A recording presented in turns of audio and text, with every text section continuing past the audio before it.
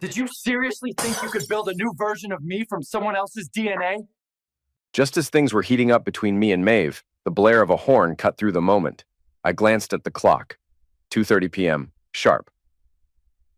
Of course, I muttered under my breath. Maeve laughed, already knowing it was Frank, right on schedule for our yearly hunting trip. I had ducked out of work early, intending to just stop by, but a quick goodbye had turned into a passionate encore. As Frank honked again, I threw him a finger-point gesture signaling just a sec and rushed back inside. Maeve, dressed in nothing but a sheer slip, smiled wickedly as she helped me into my coat. She kissed me one last time at the door, then shyly peeked out after me, keeping modest for the neighbors. Frank's truck was fully packed and ready to roll. We hit the road, and about 20 minutes in, he wrinkled his nose and gave me a sideways glance. "You stink," I smirked. "Sweat? Not your brand," he replied, grinning. We laughed, but beneath the humor was something unspoken. We both knew what he meant, and it lingered in the air. The drive ended at his family's cabin in the woods, a mix of rustic charm and modern updates with just enough tech to stay connected, minus the distractions of cell reception. After dinner, I kicked back with a book while Frank idly surfed the web on his laptop. Then he stiffened. "No way! What is it?" Without a word, he turned the screen toward me. My heart dropped. Maeve's face lit up the hookup site page. Same smile I'd captured in a photo now being used for her profile. The username read, "Lonely Little Girl." Another image followed, one I didn't recognize, though she wore the lingerie I had bought her. Frank tried to downplay it, suggesting the photos could have been taken or used without her permission. I wanted to believe him, but then I saw the bio. Home alone this weekend, looking for clean, discreet fun. The profile status? Closing soon. Then it got worse. An invitation to join a chat room. Franklin's free. Frank's face drained of color. "That was my old screen name," he said, already clicking the link. The chat opened. Messages poured in. Vulgar, bold, and disturbingly real. Some were from strangers. Some clearly got replies. One stood out. "Had a great time last month. Let me know when you're free again. Daddy 20. Maeve had responded, "There's always space. Just give me a heads up." I felt sick. This wasn't an impulsive mistake. She'd done it before, maybe more than once. I turned to Frank. "Is she doing this for money?" He shook his head. "Nope. Nothing transactional. Just the thrill." I kept scrolling, finding more messages. Teasing, flirty, shameless. "I thought this would get you out of my system, but looks like I need another dose," she wrote in one. "She didn't just cheat," I said quietly. "She planned this weekend." Frank was composed. "These types of sites are usually for spontaneous hookups. It's not like setting a date on a calendar." "Then bait her," I said. "Message her. See if she bites." He hesitated. "She's after a specific kind of guy and a certain type of pick." I went quiet. Then it hit me. "She's looking for me." I told Frank I could send a picture myself, maybe even throw in a veiled threat. He cut that idea off quickly. "No warnings," he said. "She'll scrub everything clean. It'll all vanish." He spoke from experience. His ex-wife had kept her affair hidden for months before getting caught. He wasn't about to let that happen again. "We're leaving now," he said firmly. "We need to catch her before she figures out how to lie her way out of this." The drive back was tense. We planned for everything: confrontation, proof, what to say.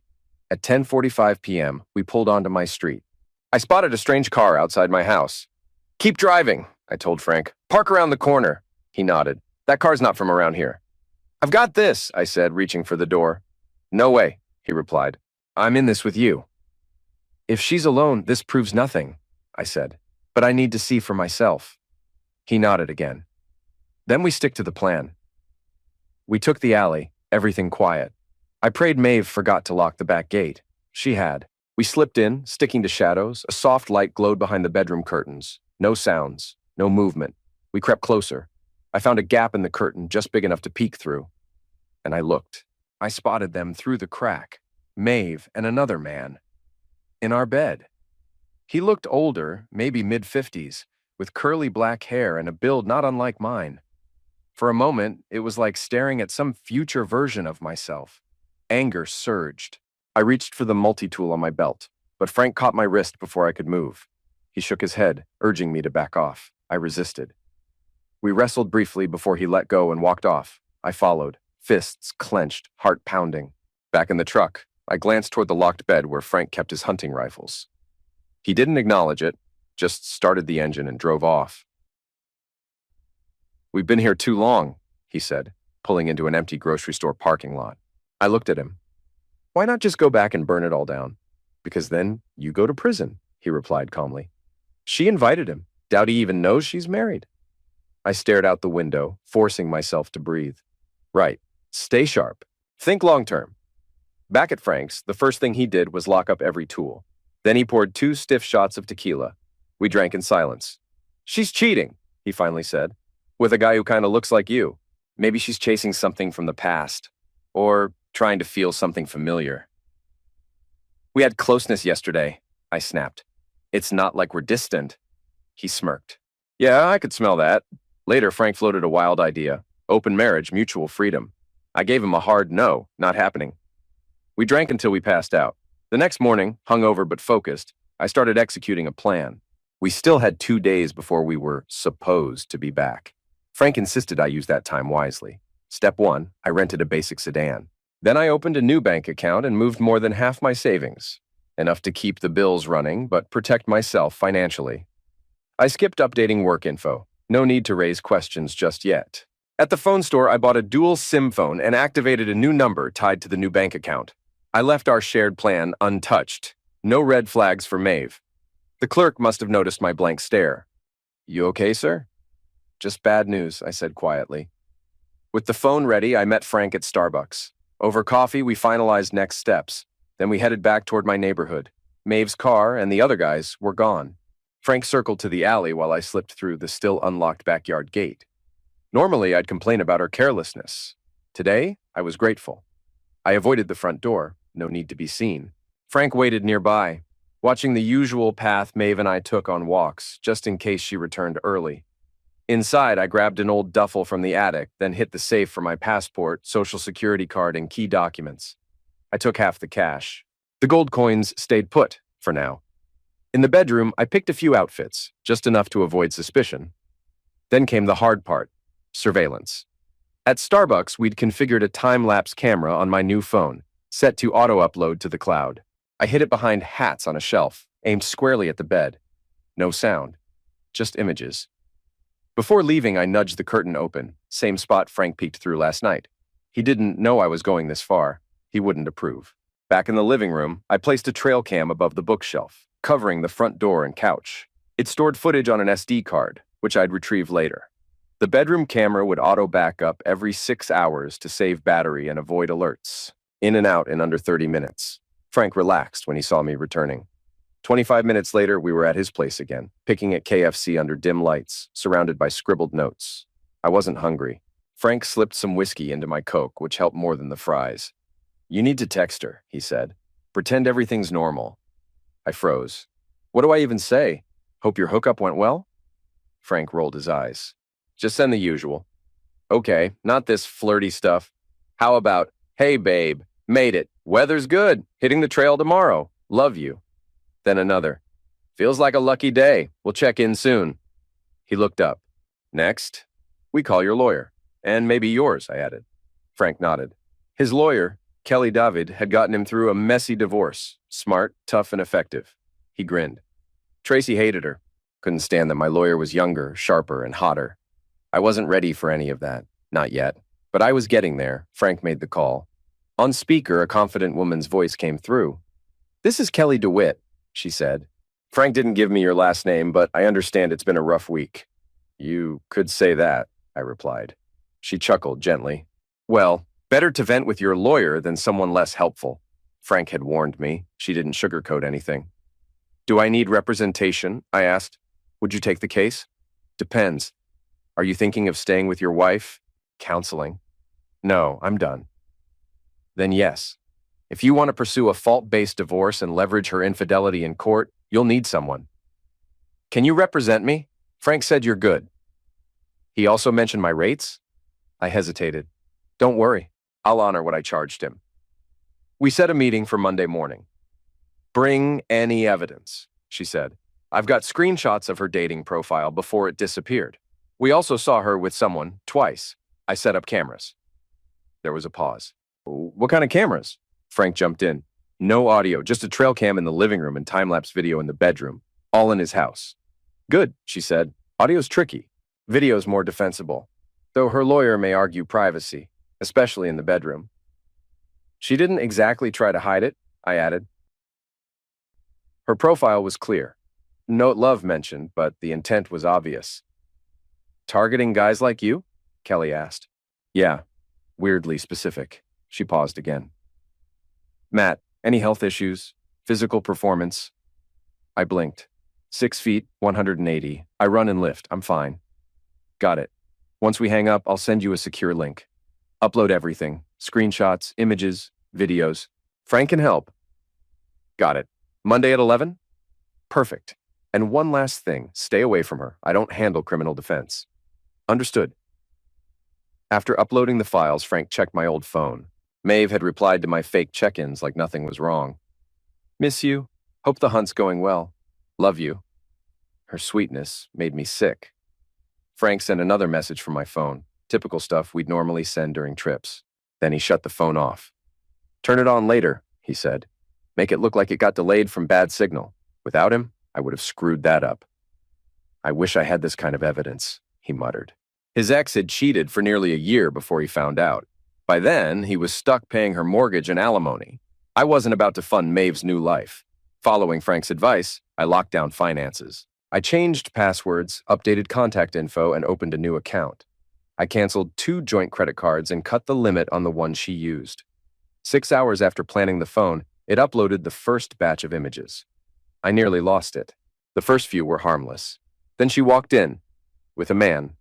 15 minutes later, they were in bed. Afterward, she changed the sheets. Same thing happened again, with different men. One looked like my brother, another, my uncle. 10 sets of images, half with strangers, all burned into my brain. Frank flipped through the shots beside me. Is that her? Yes. I could barely breathe. I need air. I'll take you out. No, I need to be alone. Scream, cry, whatever. Just not in front of anyone. He gave me a long look. Just don't do anything dumb. Getting arrested won't help. I won't. I just need space. He agreed to send the files to Kelly. As I left, he reminded me to turn my phone back on, for Maeve and for him. I thanked him and left. I stuck to the highway, as promised. But instead of heading far, I drove just 30 minutes north, crying and screaming the whole way. Once darkness fell, I turned back. The grocery store lot was still busy, so I parked there and walked to my neighborhood. 2 blocks down 2nd Street, around the corner onto Elm, then halfway to 3rd Street, and into the alley behind my house. The trash bins had been moved. The back gate was locked this time, but the fence was only 6.5 feet. I checked for neighbors, then climbed over in seconds. Following our old path, I crept to the window with the curtain gap I'd made earlier. The last photos had shown a clean bed. Maeve was between guests, not anymore. Through the slit, I saw her with another man, kissing this time. But this one felt different, younger, maybe 20. Or was I looking at my younger self? He looked like me in college, lean, athletic, short dark curls. My stomach twisted. I started recording with my phone. Then I noticed he was wearing military camo. Not for hunting. It looked like army fatigues. Her young soldier, I muttered. He might have come from the nearby National Guard base, same place my dad once served. And now he was in my house with my wife dressed like some kind of hero. I'd had enough. I stepped onto the back porch ready to storm in. My phone buzzed. Text alert. I ignored it. Then it vibrated again. Frank calling. I looked at the screen. I declined the call. I nearly jumped out of my skin when a voice cut through the dark behind me. I see you, jackass. I spun around. Frank was peering over the fence, eyes sharp. Get out of here, he hissed, or I'll lay on the horn. I backed off, stumbling more than I wanted. Drawing attention in this neighborhood full of retirees meant a guaranteed visit from the cops. What the heck are you doing here? I whispered. Same as you, he snapped. She's in there with some punk in uniform.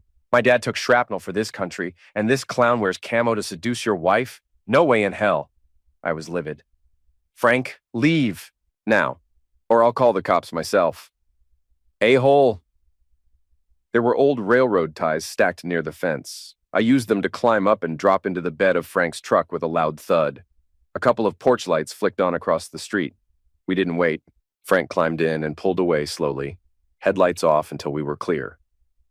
A few minutes later, we sat in a booth at a dive bar on Tompkins Parkway, a few blocks from home. Frank poured me a shot of Beam and pushed a beer into my hand before letting me speak. "I'm done," I muttered. "I can't ever sleep in that house again. But I sure as heck won't keep letting this happen." "Then let's end it," he said plainly. I blinked. "What?" "Give me your phone." He scrolled straight to Maeve's contact and hit the call button. Speaker on. She answered on the 5th ring, a little breathless. "Matt? Oh, wow. Didn't expect a call. Missed me already?" "It's Frank," he cut in. There was a beat. "Why are you calling me from Matt's phone? Is he okay?" "He's not great. Got a little banged up. Maybe I'll bring him home tonight." "Oh my God, what happened? Can I talk to him?" "Easy, Maeve." He hit his head. Nothing serious, I think. We got a rare signal up here, so I figured I'd let you know. Can I speak to him now? He's asleep. Knocked himself on a branch in the dark. Laid down with an ice pack and passed out. Do you think it's a concussion? That's what I'm watching for. If anything's off, I'll take him to the hospital in White River. Should I come there? No. No need. Frank gently muted the mic and whispered, "Stalling tactic. She's panicking." He unmuted and said, "Anyway, we'll check in tomorrow." Then he ended the call. "Well," Frank said, "we finally disrupted the circus for the first time in 24 hours. I let out a hollow laugh. As we left the bar and walked toward my house, Frank said, "I still think she loves you." I was about to snap at him, but he held up a hand. "I know it doesn't look like it, but maybe she just broke something inside herself." He'd passed by my house earlier and noticed no cars out front. He figured, aside from the first guy, Maeve had told the rest to park at the grocery store to avoid suspicion. How thoughtful of her, I muttered. Then we saw someone coming down the sidewalk. A young man in military camo walking under a street lamp. Frank stepped between us as we passed. "Evening," he said. The guy muttered a half response, clearly annoyed. Frank called after him, "Hey, how's little girl doing?" The guy stopped, slowly turned. "Little girl? I don't know what you mean." Frank looked at me. "He really does look like a younger you." The soldier glanced between us. Realization hit. "Meet the real husband," Frank said calmly.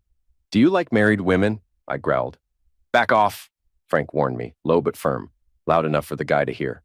"Hey kid, did you notice the husband looks like your older brother?" Frank's cool cracked just a little. The pain he'd buried over Tracy was bubbling to the surface.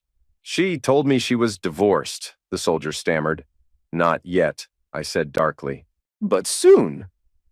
"Crap," he whispered and bolted. I tensed to chase him, but Frank stepped in front of me. "No, man, don't!" I almost shoved him aside. Then I saw the look in his eyes. "I lost Tracy to a cheater. I'm not losing you, too," he said softly. I stopped, breath heavy, my fists clenched. "You've already lost the marriage," Frank added. "Don't lose the rest by winning a fistfight." I exhaled hard, shoulders dropped. "Can I at least hit him?" I muttered. Frank smirked. "Give it 6 months and an alibi." We laughed bitterly.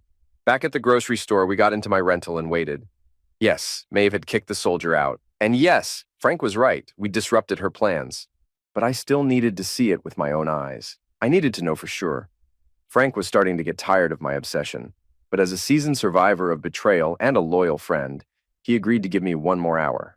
We spent half of it at the bar, sipping beer, while the young soldier no doubt got down to business. Then we moved to my rental car to watch the lot. It paid off. A Nissan Sentra with out-of-state plates pulled in. A man stepped out, didn't go inside the store, and instead checked the street signs at the corner, standing under a lamppost just long enough for me to get a good look. He was a solid cousin match to me, appearance-wise. The guy had clearly traveled for this. Then I remembered the photos Maeve had posted on her now-deleted profile. He'd probably seen them and decided she was worth the trip. As he turned up 3rd Street, I sprinted down 2nd, then cut across to Maple behind our house, staying hidden in the shadows. Frank had planned to follow at a distance, just in case I lost control. I crouched behind a large tree near the corner. The man walked up our street, checked house numbers, and confidently stepped onto our front path. He rang the bell and stood there, expectantly. The door opened slightly. I couldn't see Maeve, but I heard her voice, couldn't make out the words. Whatever she said, it ended with her slamming the door within seconds. He stood still, confused. Then, clearly realizing how far he'd come, he knocked louder. This time, she opened the door just a crack, probably with the chain still on. "Sorry, it's canceled," she said coldly. "Please leave, or I'll call the police." The door shut. The lock clicked. "Hey, what the heck?" he yelled. "You crazy bit?" That's when the porch light next door came on, and a door creaked open. The guy turned and walked away quickly, disappearing down the sidewalk. Retired neighbors, nature's security system. I stayed hidden until the coast was clear, then rejoined Frank on Elm Street. We headed back toward Tompkins. As we neared the parking lot, we heard the screech of tires. Our soldier was peeling out fast. "Never a good idea to drive angry," Frank said. "Downright dangerous," I replied. Back at his place, we hooked up my laptop and checked the cloud backup from the second 6-hour camera batch. The last set had ended with an empty, freshly made bed, and this new archive began the same way. For a moment, we thought Maeve had taken a break, until we saw a series of 6 photos that suggested she was tidying up after something intimate. Maeve crossing the room with a towel, off camera. "Time to pull the living room camera," I said. "Monday morning, once she's at work," Frank replied. The final encounter with the soldier played out exactly as we'd seen through the bedroom window. His clothes dumped beside the bed, him sitting on the edge. The camera had captured it clearly. We stared at the images, grim and hollow. "She'll never suffer like we did," I said, "but at least this might sting a little." "You're a bitter man," Frank said. "Right," I smirked. He typed out Maeve's next fake message. "Just woke up. Feeling better. We'll keep you posted, Frank." Then shut off the phone without sending it. "You're a bitter man," I teased back. Guilty as charged. At midnight, we powered the phone back on. I hit send. Immediately, Maeve's texts and missed calls poured in. "Want to listen to the voicemails?" I asked. "Nah," I said. "Even I'm not that bitter." The next morning, after another restless night in Frank's guest room, I reviewed the footage. Maeve had no new visitors, just a lot of tossing and turning. She hadn't even changed the sheets again. That was a small win. I began organizing photos from her last 2 rendezvous to send to my lawyer. "Think I should send the window video too?" I asked. "Heck no," Frank snapped. "The bedroom cam is more than enough. Let's not mention sneaking into the house at all." "You think that soldier panicked when she kicked him out?" Frank chuckled. "Wouldn't be shocked." His grin faded. "Hopefully this taught him something. Next time, he might run into a husband who doesn't lock his tool away." "Way to kill the mood," I muttered. He shrugged. "Time to send Maeve her morning update. That'll cheer you up." I turned the phone back on and waded through more missed calls and texts from her. Then I typed, "Hey babe, it's Matt. Sorry Frank scared you. I'm fine. Just needed sleep, aspirin and ice. I really want to get a deer, so I'll stay through Monday. Love you." I hit send. Right as I went to power off the phone, it rang again. It was Kelly, my lawyer. "Hey, Kelly, didn't expect to hear from you on a Saturday." "Morning, Matt. I saw your latest upload in the portal. Anything as exciting as the last one?" I chuckled. "Not quite, just aftermath. One last guy, then nothing but restlessness." "She finally wore herself out?" Kelly said dryly, then sighed. "Sorry. That was harsh. I know this is a lot." "No, really, it's fine," I said. "A little dark humor is exactly what I need right now." I covered the mic and looked at Frank. "Should I tell her everything?" He nodded. "Kelly, you'll love this," I said, putting her on speaker. "Frank's got a story about how Maeve's Friday night ended in tears, not fireworks." "Morning, Kelly," Frank chimed in. "Morning, Frank. What did you two do? Please tell me I won't need to represent you on criminal charges." "You'll approve," he said, then recapped his staged phone call and follow-up text to Maeve. He conveniently skipped over our street encounter with the young soldier and my sneaky surveillance. "I like it," Kelly replied. "But are you sure she canceled the rest of her little weekend plans now that she thinks Matt's okay?" I checked my phone. She just replied, "Screw the deer, come home, I need you, I love you, please." "Told you," Frank grinned. "Told me what?" Kelly asked. "That she still loves him in her own twisted way." "Kelly," I asked, "have you ever had a client whose spouse just lost it, like mentally?" He paused. "I've handled cases involving unhealthy obsessions with intimacy, even compulsive online behavior. It's rare, but possible. I'm starting to think this might be one of those." "So what? If she gets diagnosed, I'm supposed to forgive her." "You don't have to," Kelly said gently. In fact, I don't think you could. Not after what you've seen. A mental health diagnosis might influence the legal process, but it won't erase the betrayal. Her actions were calculated. That was the final push I needed. How fast can we file? I can't go back to her. I understand. I'll prep the paperwork for our meeting Monday. We'll likely have to meet with her attorney too, but I'll be ready. What should I tell her when I don't come home Monday night? Don't say anything. Let me handle it. What should I do now? You've done everything right so far. Anything else could backfire. So breathe, lay low, and don't sabotage your case. Frank chuckled. I try to keep him from walking into emotional landmines, but it's a full-time job. Oh, and Kelly, I said suddenly, weren't you training for a 10K? Frank and I froze. Kelly's voice came back cool as ever. Yes, I think I mentioned that. Perfect, she said. Go run. She hung up. The phone rang again, Maeve. I turned it off, so I took Kelly's advice, threw on my old running shoes, and Frank joined me. We ran until he gave out at 3 miles. I still felt wired with anger and grief, so Frank suggested something more cathartic. We packed up our rifles and drove to a shooting range an hour out, our usual pre-hunt spot. But this time, I asked for human silhouette targets. The range manager didn't ask questions when I bought extra ammo. 5 targets later, his only comment was, "You've got tight groups, man." Frank, done early, chatted with the range mechanic. When we left, I asked what they'd talked about. He asked if I could keep you from shooting something other than paper, Frank said. I told him yes, and he proved it by locking my rifle in his tool safe as soon as we got home. The rest of the weekend was brutal. Frank kept me busy, Marvel movies, controlled drinking, and 0 replays of camera footage. He blocked Maeve's messages from me and answered on my behalf. I was feeling better, staying out to hunt longer. On Sunday, he texted her that I'd be in the woods most of the day. She's already calling you an a-hole for not coming home, he said, laughing. Wait till she sees the divorce papers, I muttered. A dark part of me enjoyed the petty revenge, but mostly I was devastated. I had loved her. Truly. I once believed she loved me the same, but now I wasn't sure if she was unraveling or if I was. Maybe I needed therapy just as much as she did. After another sleepless night, I woke up Monday morning knowing I was done. Any lingering hope of reconciliation was crushed by the memory of how eagerly she'd betrayed me. We texted Maeve from the grocery store parking lot, bad luck with the hunt, planning to stay out one more day.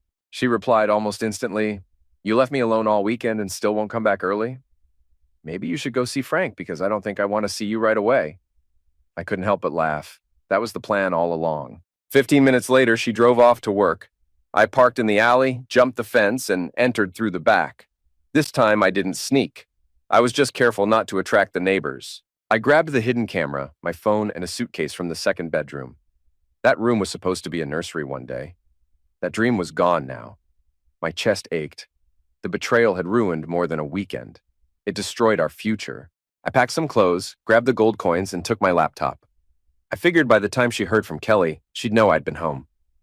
Back at Frank's, I plugged the camera's SD card into my laptop. We watched the full parade of her lovers, and finally identified the mystery 5th guy, the one with the elaborate tiger tattoo wrapped around his waist. Tiger Pop, her favorite in the chat. The one little girl couldn't get enough of. When the guy finally turned toward the camera, the tiger tattoo wrapped around his waist, and its tail ran all the way down to his shaved groin. The sight hit me harder than expected. I barely made it to Frank's bathroom before I threw up. While I was in there, Frank clipped footage of Tiger Pop and a few other lovers from the surveillance videos and sent them to Kelly, my attorney.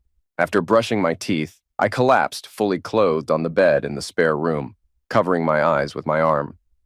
Eventually, Frank called out that it was safe to watch the rest of the footage. I walked into the open living room where he was reheating sausage sandwiches and brewing coffee like nothing happened. "Watch the rest," he said. "It might actually help." My laptop was already open on the coffee table, and next to it was a shot of whiskey. 9 a.m. Monday. Another sign I'd officially joined the divorced men's club. I took the shot, sat down, and pressed play. Frank was right. Compared to what I'd already seen, the rest was a relief. From Friday night onward, after the soldier was kicked out and others turned away, the footage showed Maeve pacing the house, glued to her phone, calling and texting me non-stop. She looked anxious, then tired, then angry. By Sunday, she was clearly unraveling, while I appeared to be off in the woods, unreachable, still chasing that elusive deer. What stood out was the living room. At first, I didn't notice anything. But then I realized some framed photos of me that had mysteriously disappeared before the weekend had now been returned to their usual spots. Her little divorced woman theater was over. Frank and I ate our sandwiches, sipping black coffee as we watched. Wow, I muttered. She really sold the lie. No wonder that guard guy thought she was single. Wait, Frank said. Rewind that. I scrolled back. Maeve was pacing again, typing furiously. Her hands, Frank pointed. No rings. We skipped forward to Saturday morning. By 10:30 a.m., the rings were back on. She had played the role to the hilt. I didn't send Kelly the new video clips, but I did put the relevant footage, mostly door footage of guests arriving, on a flash drive in case she needed it. Later that morning, I met Kelly at her office. She stood from behind her desk and greeted me with a firm handshake, then gave me a quick once-over. She was petite, polished, and direct. Dressed in a fitted suit, she studied me with confident eyes. 6 foot 180. Distance runner, some added muscle, she said with a knowing smile. I'm guessing the rest of your profile checks out too. I gave a half smile but said nothing. Take a seat, Matt. Rough weekend? Calling it heavy is an understatement. Any new messages from Maeve? I handed her my phone. She read aloud. Forget what I said. I'm furious with you, idiot, but I need you home. Please, Matt, please. Kelly nodded. If that's genuine she didn't cheat to end your marriage, I'd bet she never thought it would come to this. Should I care? I can't just unsee what I've seen. No, you shouldn't pretend it didn't happen, she said. But if she begs for forgiveness and promises to stop, do you think you could ever forgive her? I opened my mouth to argue, but she held up a hand. I have to ask, Matt. A judge will expect it. And I know you still love her. I loved her, I said. Now I'm not so sure. You didn't sit through the Tiger show like I did. She nodded slowly. Yeah, that guy left a lasting impression on me too. I just want to move on. Can we file now? Yes, I'll prepare everything for our next steps. We'll likely have to talk to her lawyer too, but I'll be ready. What do I tell Maeve when I don't come home tonight? Nothing. I'll take it from here. And until then, you've done everything right. Don't take any more steps that could backfire. Frank, sitting nearby, chuckled. Trust me, Kelly, I've been doing damage control all weekend. Oh, and Kelly, I added, weren't you training for a 10K? Frank and I exchanged a glance. Kelly caught the cue. Yep, she said with a grin. So go run. She ended the call. The phone rang again. Maeve. I shut it off. Following Kelly's advice, Frank and I went for a run. I lasted longer than he did. 3 miles in, he tapped out. I still felt like a trapped animal. Later that day, we drove out to our usual shooting range. This time, I asked for human silhouette targets. I shot until I had to buy more ammo, shredding the silhouettes with tight, deliberate groupings. The rangemaster gave me a wary look, but just nodded and complimented my aim. Frank later told me the guy asked if I needed watching. He said no, but locked my tool in his safe as soon as we got home. Sunday dragged. Frank kept me busy. Movies, measured drinks, no more footage replays. He even handled messages from Maeve for me. She's calling you an a-hole now, he said with a smirk. Wait till she gets the divorce papers, I muttered. By Monday morning, I was mentally drained but committed. My love for Maeve had twisted into something unrecognizable. Any fantasy of rebuilding what we had was crushed under the weight of everything I'd seen. We sent one final message. Bad hunting luck? Heading out again? Sorry for scaring you Friday, but I'm fine. See you Monday night. Her reply came fast. You left me alone all weekend and you're still not coming back early? Maybe you should talk to Frank because I'm not sure I want to see you. I laughed. Irony had a sharp bite. 15 minutes later, we watched her car turn down Tompkins, headed to work. I parked in the alley, jumped the fence one last time, and entered through the back. No more sneaking. I gathered the camera, my new phone, and a suitcase. Packed up clothes, grabbed the gold coins and laptop, and stared down the room that was once meant to be a nursery. Back at Frank's, I reviewed the footage one last time. That final mystery man, the one we hadn't caught in the bedroom, the answer came as soon as he took off his shirt. The tiger tattoo curled around his waist. Tiger Pop, her favorite. The man from the chat thread Maeve signed as Little Girl. Maeve's voice crackled through the line, angry and confused. What the heck is going on? Who are you and why are you calling from Matt's phone? This is Kelly DeWitt, the woman replied calmly. I'm an attorney with Green Family Law in Springville, calling with Mr. Karas's full permission. This call is being recorded. Do you consent? Maeve hesitated, thrown off. Recorded? For what? Who are you? As I said, I'm Matt's lawyer. He's hired me to begin divorce proceedings. Divorce? Maeve sounded stunned. Yes, he's requested we move quickly but discreetly. He hopes to resolve this without going to court. A dirty incident? Maeve echoed, her voice unraveling. Yes. Rather than have you served, we're hoping you'll retain counsel and contact me soon. I don't have a pen. No problem. I'll text you my info. After that, this number will be deactivated. You won't be able to reach Matt through it. But I need to talk to him. This isn't right. We love each other. He has to hear me. Matt isn't ready to speak with you. All communication should go through your lawyer. Please have them reach out. Goodbye, Mrs. Karas. Kelly ended the call mid-sentence as Maeve tried to protest. She sent the contact info and shut the phone off.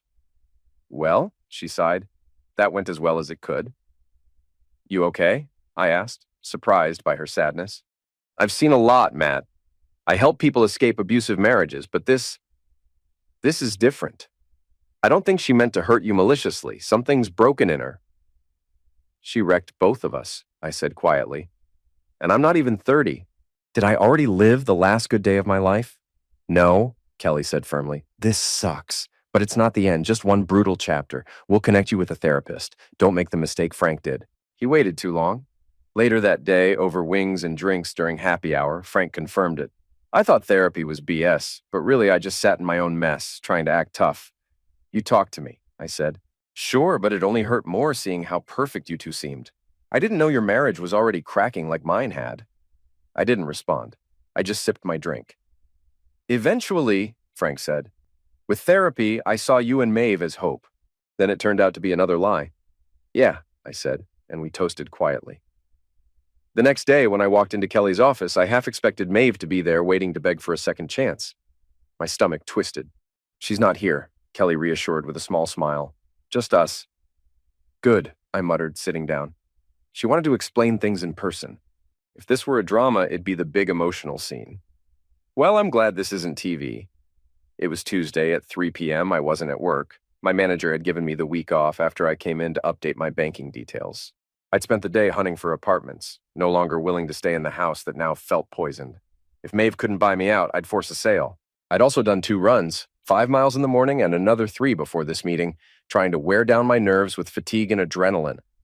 Kelly had called earlier saying she'd spoken to Maeve that morning. Apparently her explanation for everything was unusual. Too strange for a phone call, she said.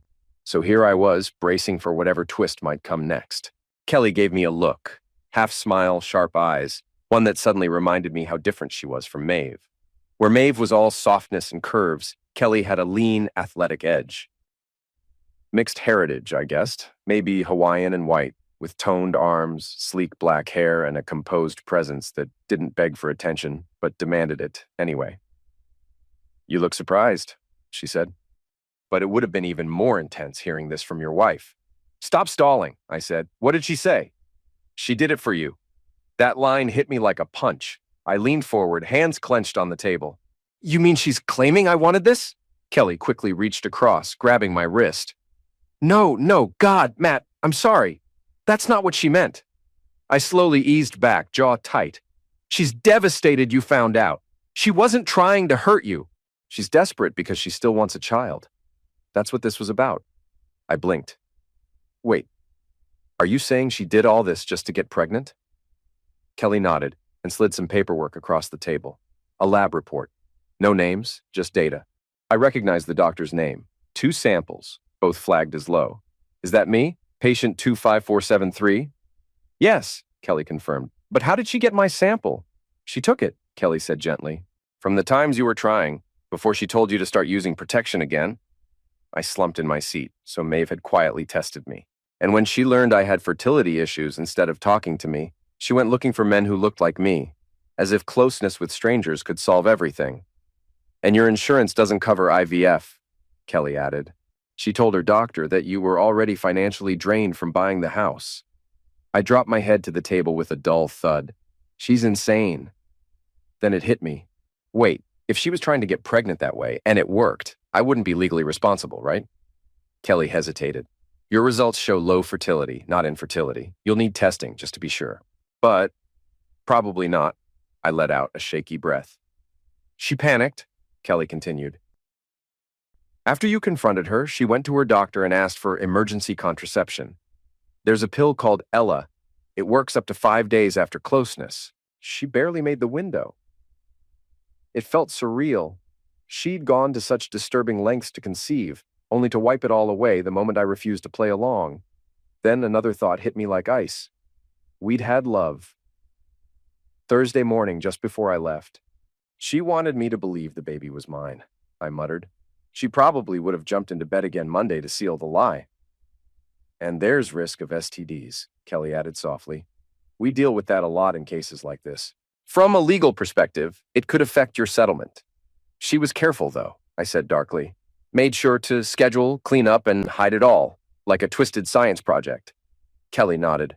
After reviewing your security footage, I noticed something. Every time a man arrived, Maeve met him at the door, quickly led him to the bedroom, and, well, it seemed deliberate. I cursed. She's been at this longer than I thought. She said it only started last month, Kelly told me.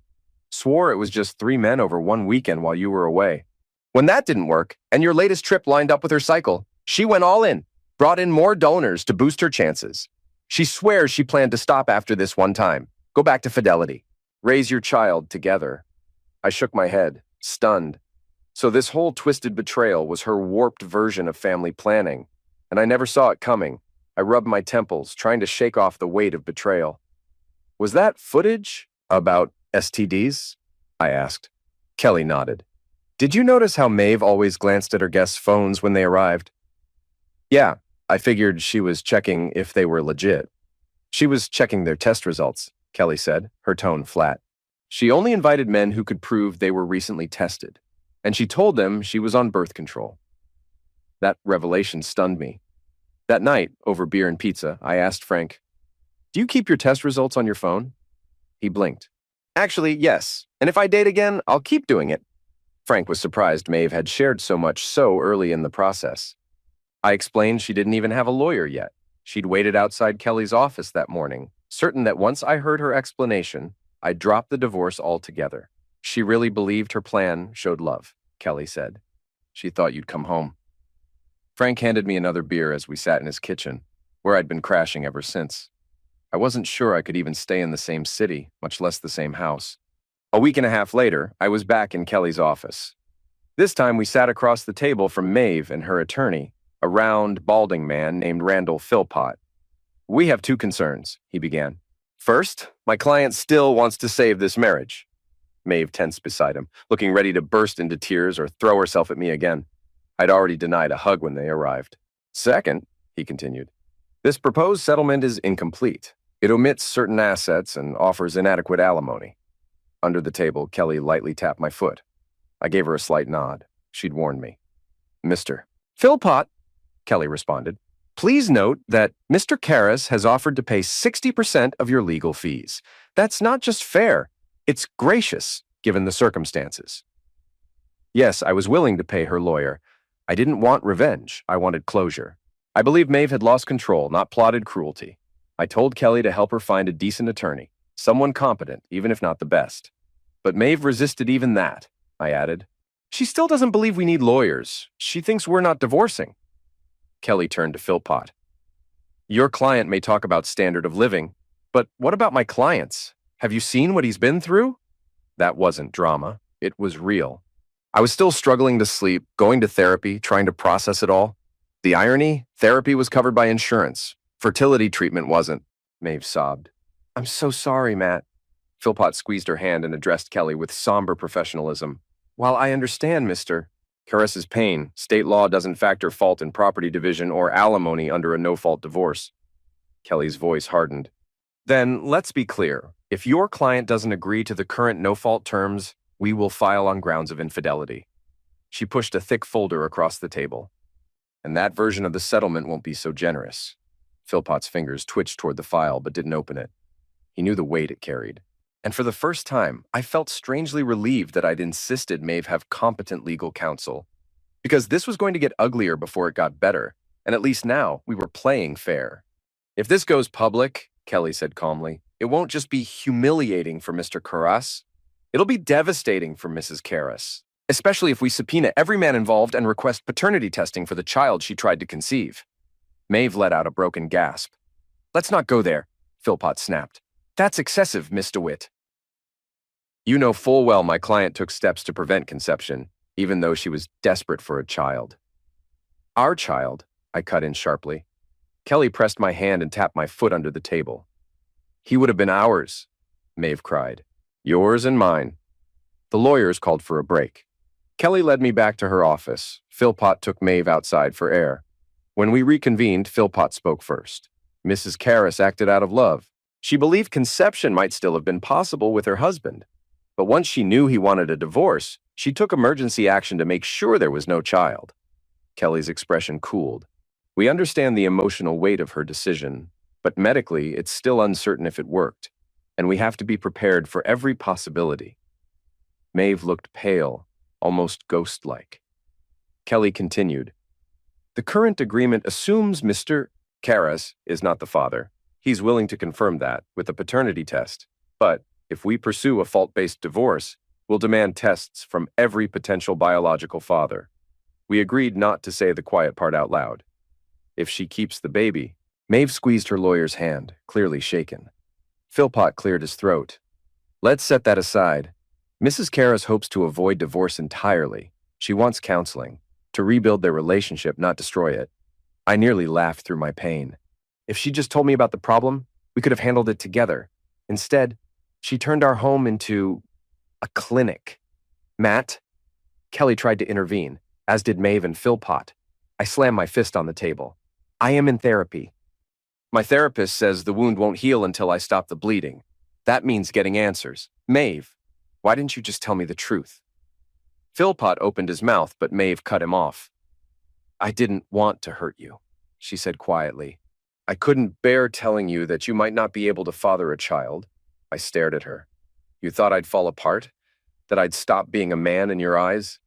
I didn't want you to feel broken, she whispered. You're so proud of your health, your strength. I didn't want to take that from you. I shook my head. God, am I really that shallow? No, she said. I'm just explaining badly. She took a shaky breath. We couldn't afford IVF, and I panicked. We wanted a baby now. I thought I found a way. So it was just a donation to you, I asked? Not an excuse to cheat? Exactly, she said quickly. I love closeness with you. I wasn't chasing new thrills. These men, they were all versions of you. I found guys who looked like you, acted like you. So even if I enjoyed it, I was imagining you. My stomach turned. She kept going. Like in those multiverse comics you love, it was always you, just younger or older versions. When I imagined the child, I pictured us, our child. And when I'd remember those moments, I'd only see you. Her voice cracked, but she didn't stop. I turned to Kelly. She raised her eyebrows in silent question. I gave a faint nod. Kelly reached for the red-marked folder, our last resort. Without a word, she spread a series of photos in front of Maeve and her attorney. And because you did all this to protect my feelings, I said, keeping my voice steady, I'll never wonder, when we're intimate, whether your mind is somewhere else. Because it was only about finding a donor, right? The first photos were close-ups of Maeve's face, expressionless, detached. Then came others. Her complexion went ghostly white. I won't have to fear one day you'll ask me to role-play as a soldier or get a matching tattoo. I won't question if I was ever enough for you. When the next image landed, Maeve bolted to the trash can and threw up. Our house sold quickly. We'd owned it under 2 years, but the market had risen. Most of the profit went to legal fees. I moved into a place closer to work. Maeve returned to rural Idaho. Too ashamed to risk running into me, she rented a small apartment there and started therapy. She wasn't pregnant. Maeve found a job and made ends meet in the cheaper town. And though I'd been sending child support for 5 months, just in case, those payments would stop soon. She wasn't left destitute, and part of me was glad. Her betrayal still haunted me, but she had once been the love of my life. Her regret, though too late, was real. In her last letter, she still hoped we could reconcile. That won't happen.